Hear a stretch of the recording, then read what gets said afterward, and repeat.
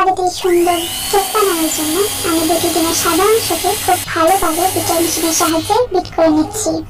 এখানে আমি half cup চিনিকে খুব ভালোভাবে আস্তে আস্তে দিয়ে দিব এবং 1 টেবিল স্পুন ভ্যানিলা এসেন্স দিয়ে আবারও বিট করে নেব।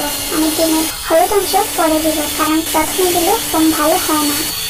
এগুলো যখন ফোম হয়ে যাবে তখন আমি এগুলো নামিয়ে নেব এবং আরেকটি বউলে ছাঁকনিতে 1 কাপ ময়দা, 1 টেবিল স্পুন কোকো পাউডার এবং হাফ টেবিল স্পুন ভিনেগার দিয়ে দিব।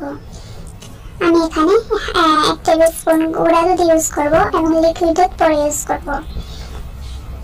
আমি এখানে 1 টেবিল স্পুন তেল ইউজ করব এবং খুব ভালো মতো এগুলোকে চেলে নেওয়ার পর মাখিয়ে নিব যাতে ফোমগুলো ভেঙে না যায়। যখন খুব সুন্দরভাবে মাখানো হয়ে গেছে তখন আমি এগুলোকে একটি পাত্রে নিয়ে কড়াইতে বসিয়ে দিব। খুবই লো আছে দিব। কড়াইতে কোনো পানি লাগবে না, একটা স্ট্যান্ডের উপরেই বসিয়ে দিব। আধ ঘন্টা পর যখন এগুলো ফুলে যাবে তখন আমি এগুলোকে নামিয়ে নিব।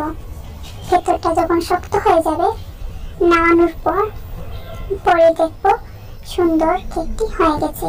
আমার পেজে যদি নতুন হয়ে থাকেন লাইক কমেন্ট সাবস্ক্রাইব করতে ভুলবেন না।